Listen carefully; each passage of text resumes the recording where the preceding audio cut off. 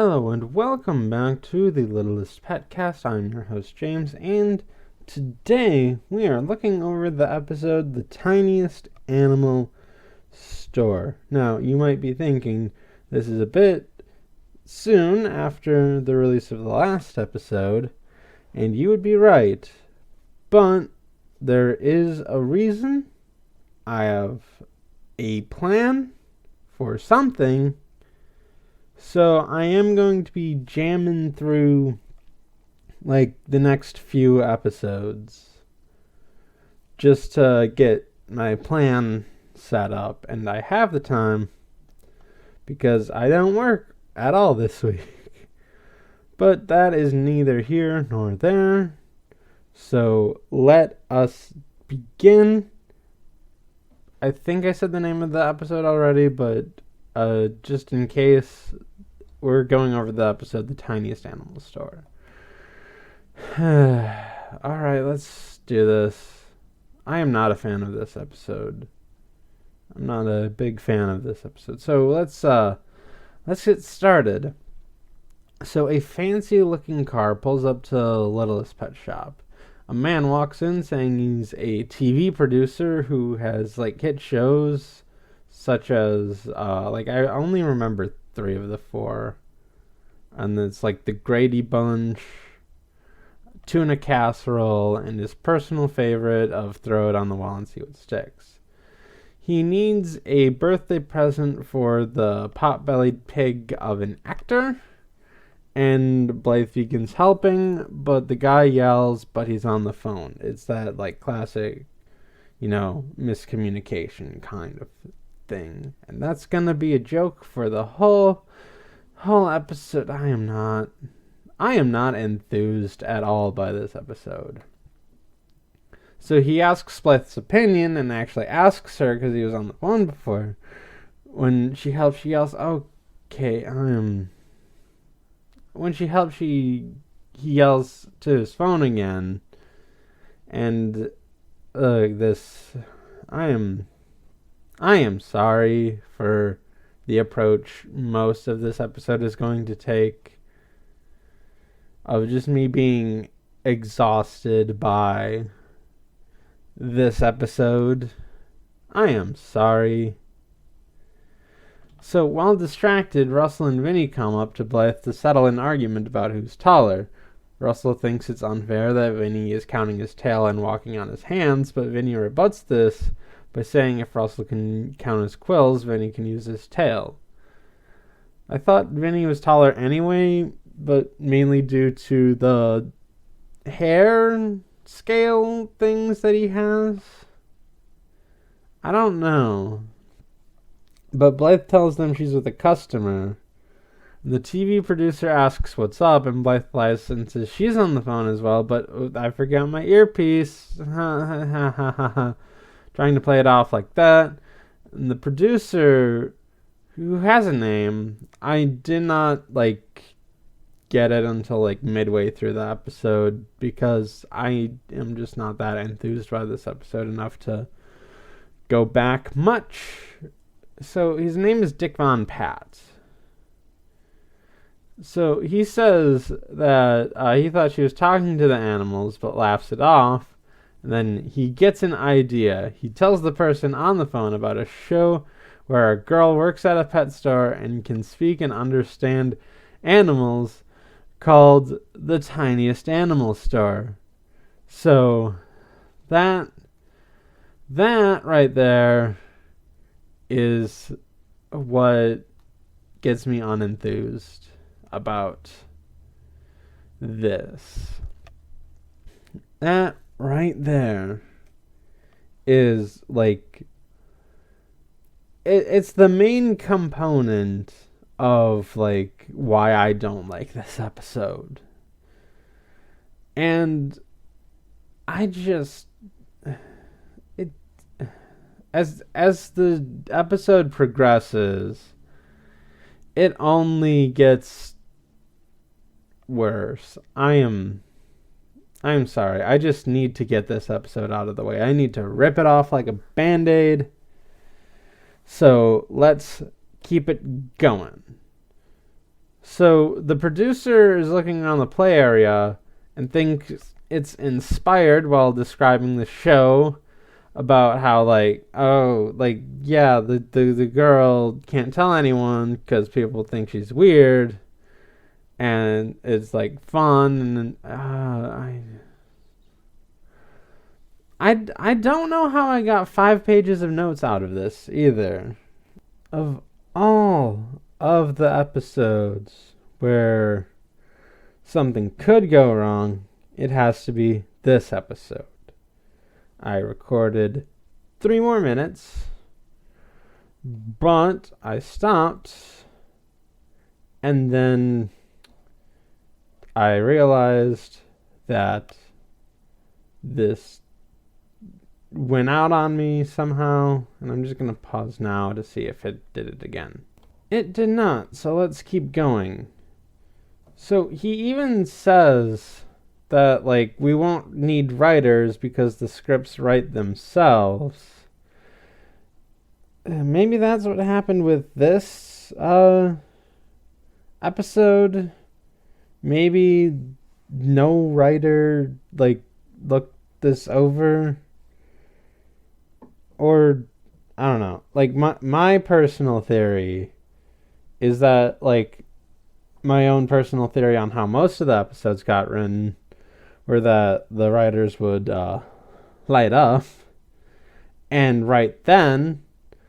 But this episode, they did the first part, but didn't write. And then, like, when they were coming down, they realized they didn't write anything, so they just wrote this in a panic. Because I don't know how else to explain the, like, sheer nosedive in quality this episode has taken, especially from the first 6 episodes of the season. Like, I know I said Game of Thrones isn't really meant to be looked under a microscope, but it's still, like, a fun episode. It still has its merits. And, like, episodes 1 through 5 are excellent. And, like, have purpose. Like, 1, 4, and, like, 5 especially of season 4 are amazing. They're, like top tier episodes. And, like, 2 and 3 are also really good. And then this episode, it's just so bad. I don't get it. Okay, the recording went out on me again, but I think I fixed the problem for now, at least. So, whatever. Here we go. The producer, like, takes a look at the dumbwaiter and says it's a classic trope. And the pets all answer about that. I didn't bother getting anyone's specific answer, even though that's something I would normally do. It's just, this episode just feels like pulling teeth to me. I guess in more ways than one. So, Zoe thinks that this will be her time in the spotlight, but Blythe thinks that it'll just get out of hand, so she wants to stop it at the source. Blythe asks Dick Von Pat about not doing the show because she's afraid it'll link back to her, and people will think she talks to animals, and people will think she's weird. The producer says that they'll use fake names so they won't connect it to her. And he thinks Blythe is angling for a spot on the show, but Blythe says no because she's already a fashion maker, and the producer thinks that she can make the costumes for the show as a way to get her more on board. Blythe asks for confirmation that they won't use her name, and he does confirm it, but he's actually on the phone with someone from the Grady Bunch and leaves. So he walks out and is talking on the phone, but Mrs. Twombly is there and thinks he's talking to her and they have a conversation about having a show that is set in a pet store, in this pet store, but he's partaking in the conversation on the phone, and Mrs. Twombly. This is actually a really good bit because Mrs. Twombly is a queen, and we stan Mrs. T here at the Littlest PetCast. We stan a queen. Okay? So, after Dick Von Pat leaves, Mrs. Twombly says something bad about him, but then asks the secret cameras that are filming to cut that. She is a queen. So, meanwhile, Blythe is in her room, and she has finished sketching designs for the pets. So Dick Von Pat calls, and Blythe says that she just finished the sketches for the pets' costumes. But Dick says that they've changed the script, and now the animals are going to be played by human actors, which disturb the pets, which the pets kind of thought they were playing themselves in the show. And also that like they would have to have voice actors at least. Like they kind of were, because like Dick says that they changed the script to like do this. Like it was part of the original script, but they changed it. I don't know. This is weird. This whole thing is a bit odd, but it does go back to its like odd nature instead of what most of this episode has been. So Blythe, he wants Blythe to make animal costumes for the humans. And they also got this actress, Lola something, on board. I forgot her last name. Her first name is Falona Gaga. Lona Falona Gaga. I am 80% sure on that. On board, and Dick hangs up. And Zoe is in agony over this decision. So Zoe freaks out, clings to Sunil, but Penny says that maybe they'll get a great actress to play Zoe, and this cheers Zoe up because, of course, she then imagines an award show where the category is people playing pets, and Lola, who was mentioned on the phone, was playing Zoe, and we see a scene. She's in a Zoe costume, which looks like Mike Myers and Cat in the Hat, but with Zoe instead of the Cat in the Hat. She delivers the line, "Friends, Romans, countrymen, I plan to bury my bone, not praise it." All right.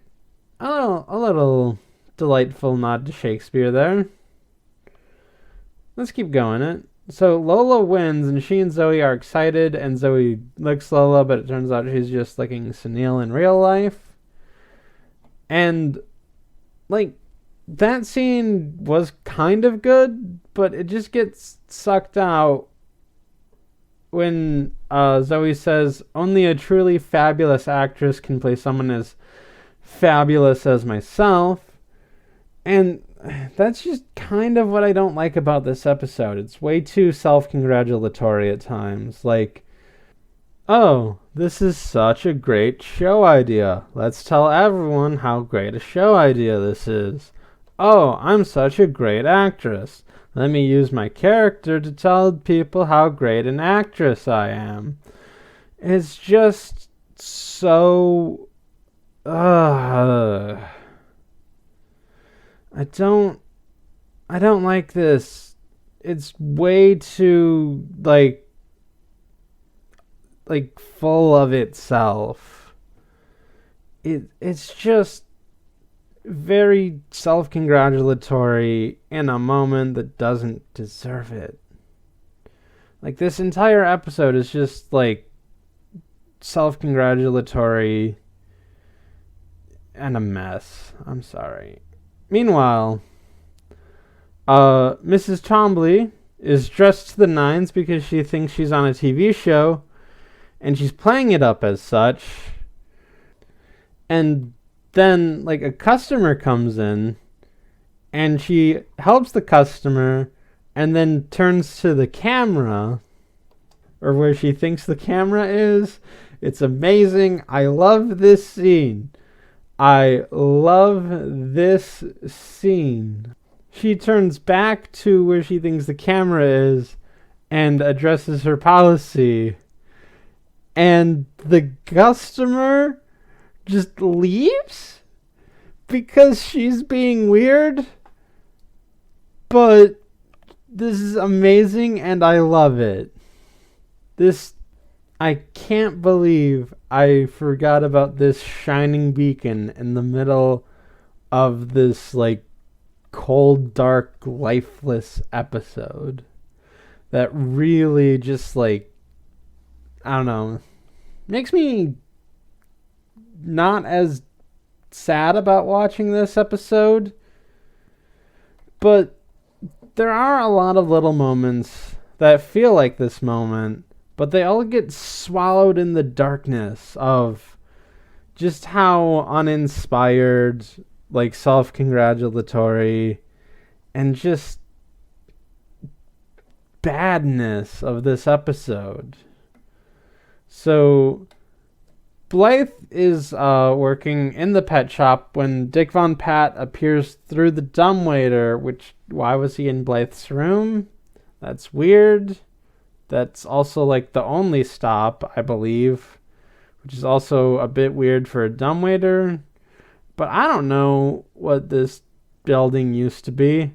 Well, I know what it used to be. It used to be that, like, feed store, but that was, like, over 100 years ago from this point.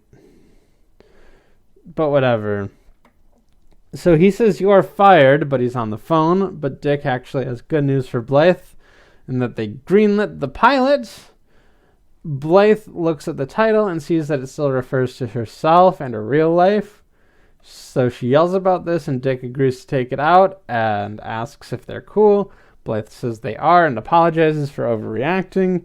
Dick says she's creative and overacting is in her job description. He also says that the actors are going to stop by to take notes and mirror their counterparts. Blythe points out that this pet shop might be too little for everyone, but Dick says that due to budget reasons, they're only casting 3 animal actors. And they're casting the monkey, the hedgehog, and the gecko. Dick leaves through the window like he's some kind of, like, weird genie of sorts. He's a magic TV producing genie who just, like, pops in whenever. Kind of like Al Roker in the Proud Family, except that was good and this isn't, because they get Al Roker to do this and it's amazing. I really should rewatch Proud Family at some point. I don't remember a lot from it, but it was a long time ago. But it's so good, though. Everything I remember about the Proud Family is, like, great. And I love it. Back to this episode. Zoe is freaking out hard about this, and she asks who Lola will play if not her. Blythe pops out the window and asks Dick who Lola will play, and Dick says she'll be playing you.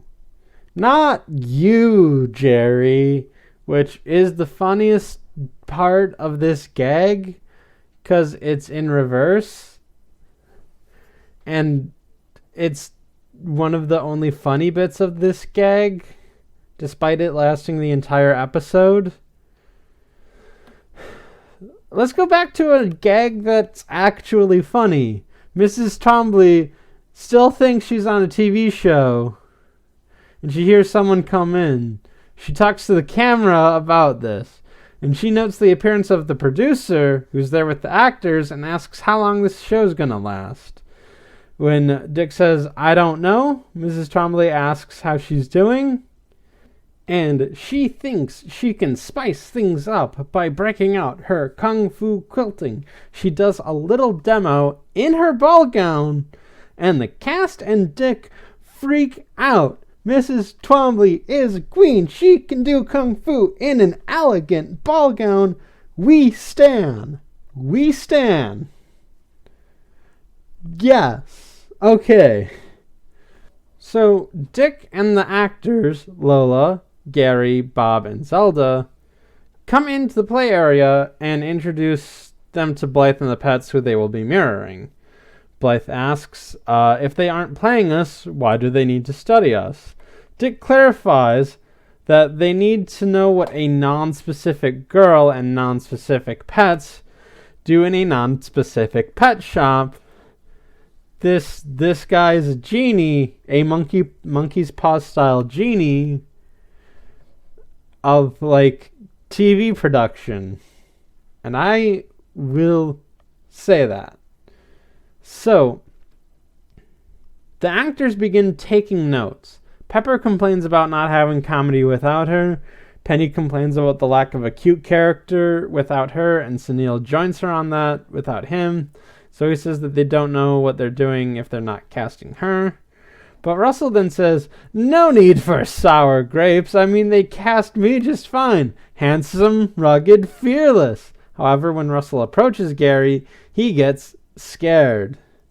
So Sunil asks Vinny what he's doing, and he's thinking, but Vinny says he's trying to appear thoughtful for his actor. But Bob, the actor playing him, just takes it to mean that he's boring. Vinny and Sunil freak out, and Sunil suggests he dances. So Vinny does, but he trips up and ends up with Sunil's foot in his mouth. And the actor knows that geckos are clumsy and like to eat mongoose, which is frightening to Vinny. Minka is doing okay with Zelda, but Zelda trips and falls, and Minka notices that problem right away. So meanwhile, Blythe is in her room. When she hears something from the dumbwaiter, she opens it, and it's Lola who is stuck. Meanwhile, Dick did not get stuck in the elevator. He is magic. He is magic, and he is here to,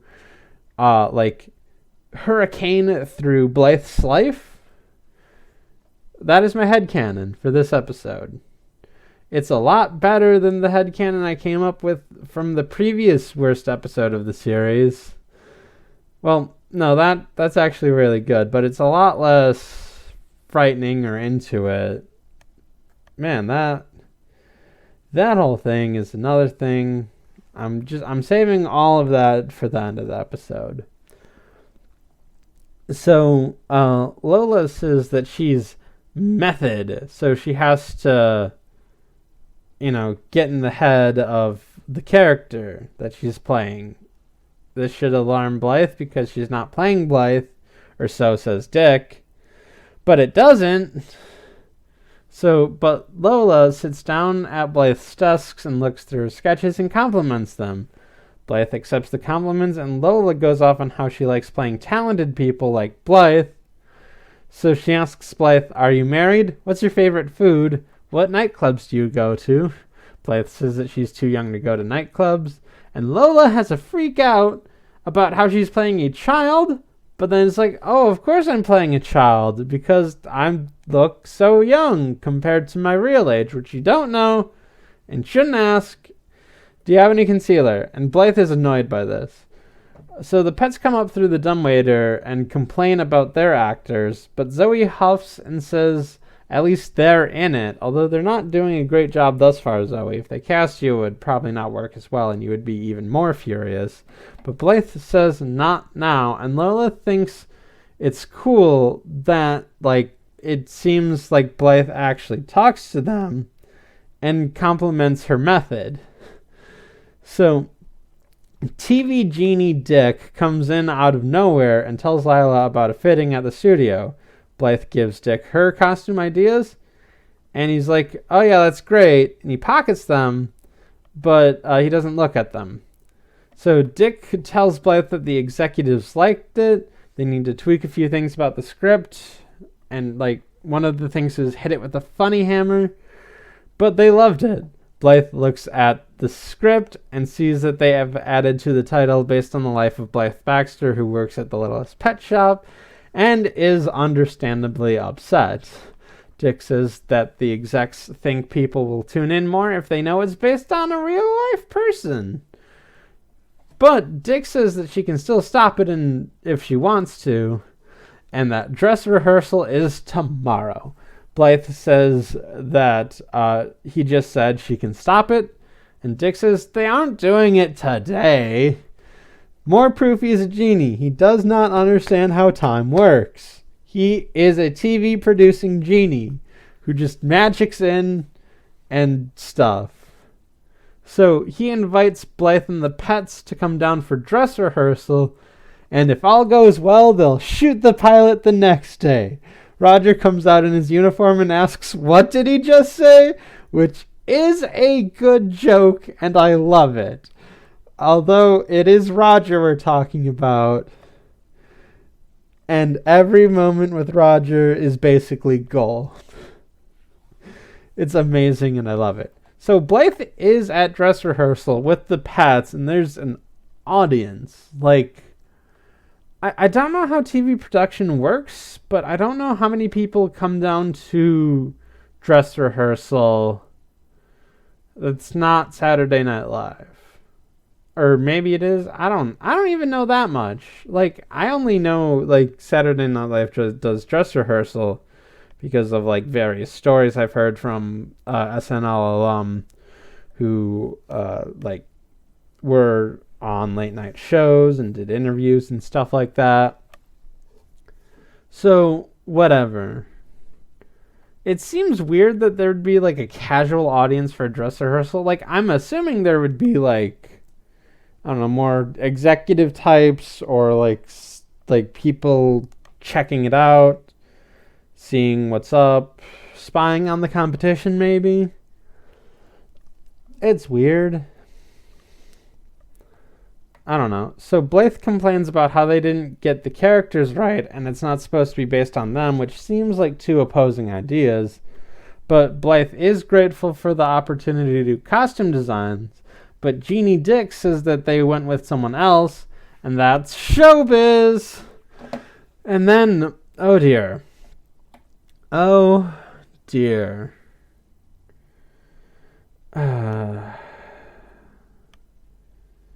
This is one of the things that kills it for me. Like, okay, so we see the intro for the Tiniest Animal Store.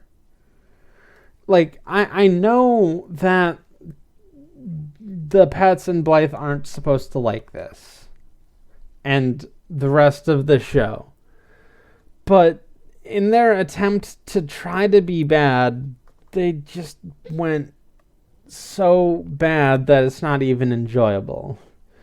So, the story, as explained in the intro, is that Blythe is an island princess who inherited a pet shop from her uncle and moves to the big city.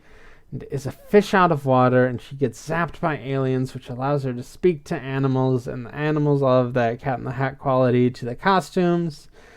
And I don't like. I really thought any explanation would be better than the no explanation they've had for like 3 seasons. But like, now that we have an explanation, even though it's not complete, this is a complete explanation, and it's still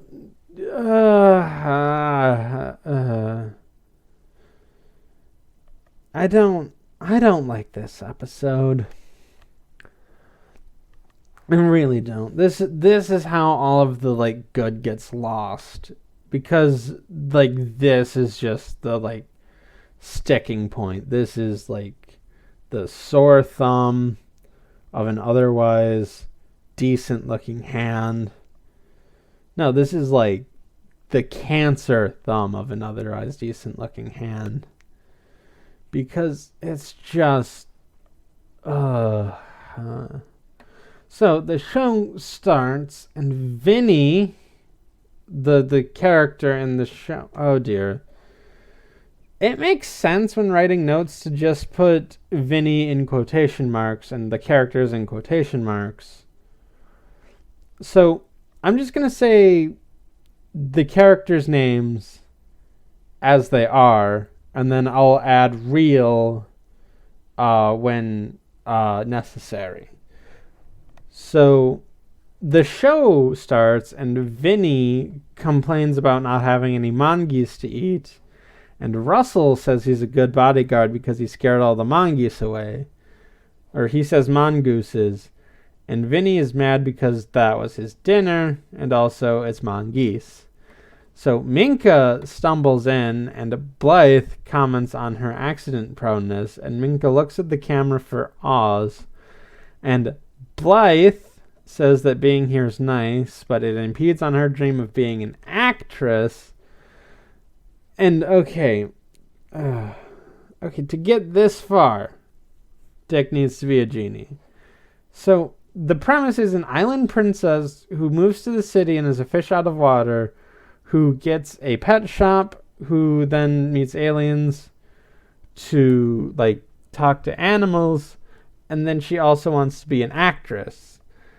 And also really just despite it being based off of Blythe's life, real Blythe's life, she should be happy that this isn't anything remotely related to her life. But the quality of this production is very, very bad. So, quotes Blythe, says that she failed her audition, and quotes Russell, says she can still make the audition, and Blythe says that Russell isn't smart, and Vinny points out that they made a time machine for them. So, is this just an attack on me now? Is this my punishment for saying things are and are not too crazy for this show?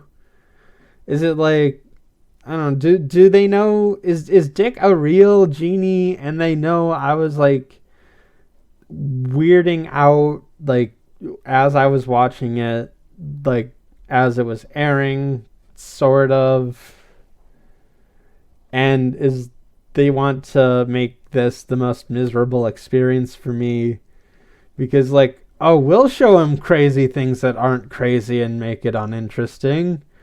Is a time machine not too crazy for this? Oh, but Kung Fu quilting is too crazy. It is, though. It really is. I'm going to get into it at the end. But just know that it just feels bad every step of the way. Well, most steps of the way. There are a few good jokes, but this last bit is just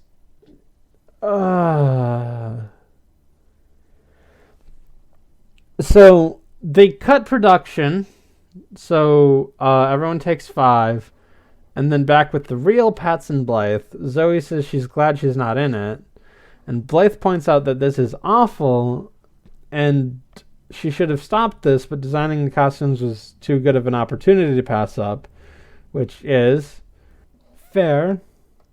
That's a fair point. So Zoe has a plan for how to fix this mess, and she whispers it to everyone. So the show is rolling again, and Russell, in quotes, thinks that they're going to the Dark Ages, despite them making the time machine for Blythe to redo her audition.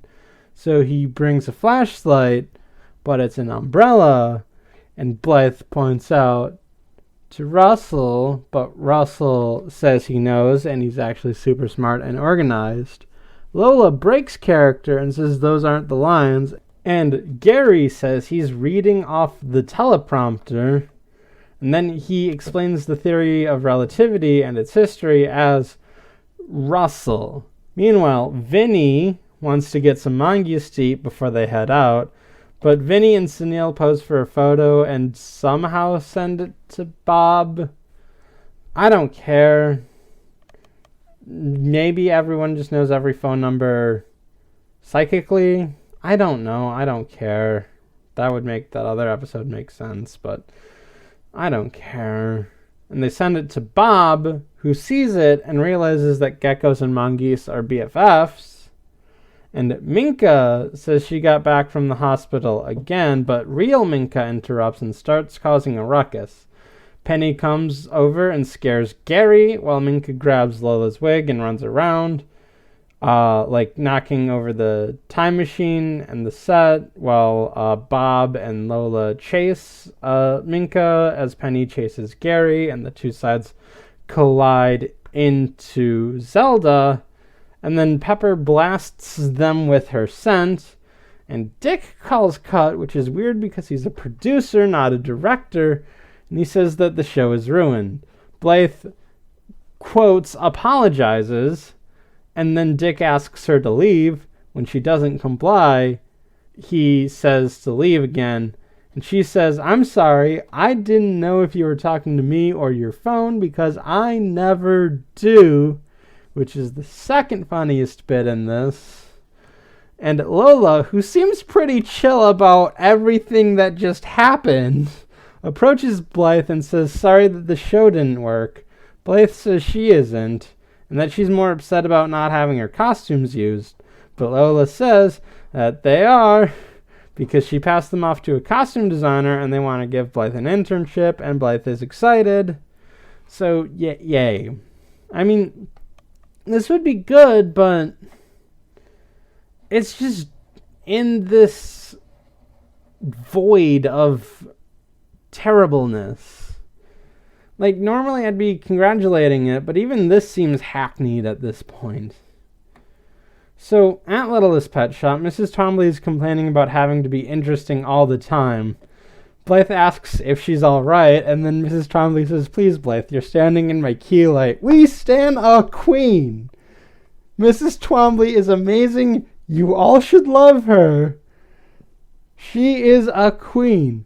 So Dick walks in and says he remembers he was supposed to get a gift for that pot-bellied pig and says that the show is canceled, and Mrs. Twombly is relieved.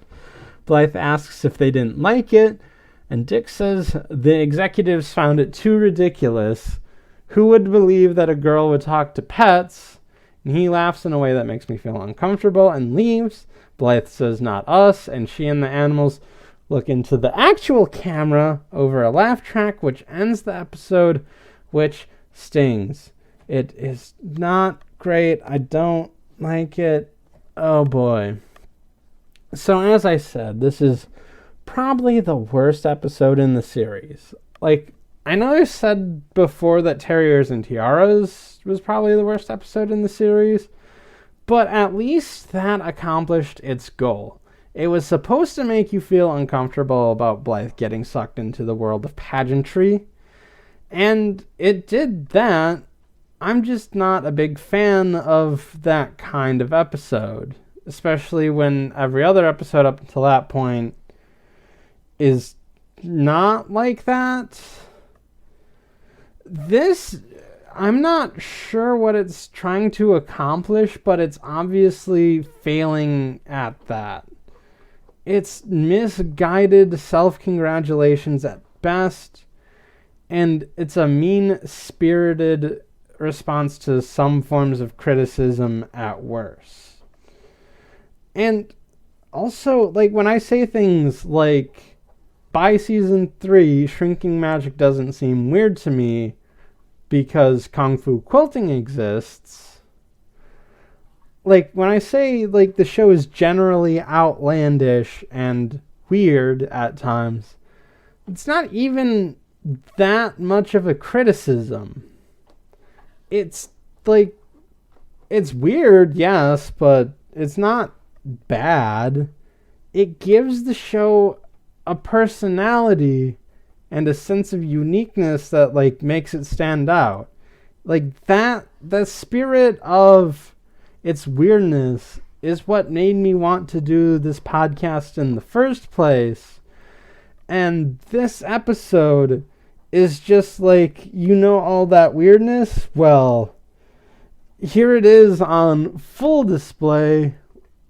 Have fun. It's not supposed to be weird.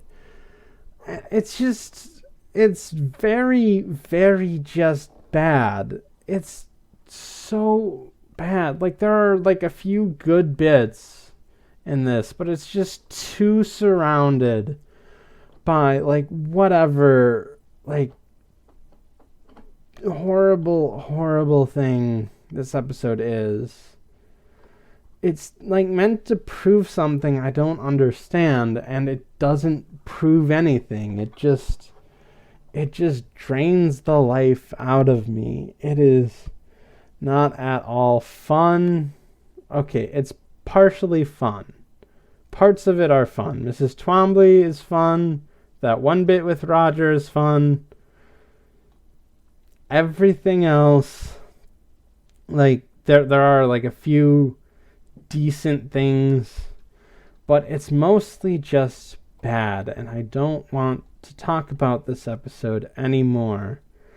And I won't, so that should do it for this episode of the Littlest PetCast. Be sure to leave your comments and reviews on Shout Engine, on Apple Podcasts, on the Google Play Store, and wherever else RSS feeds go. When they're running away from this episode, I don't have anything. And to be sure to tune in for the next episode, Spend Thrifty. I will see you then. At least the worst is behind us.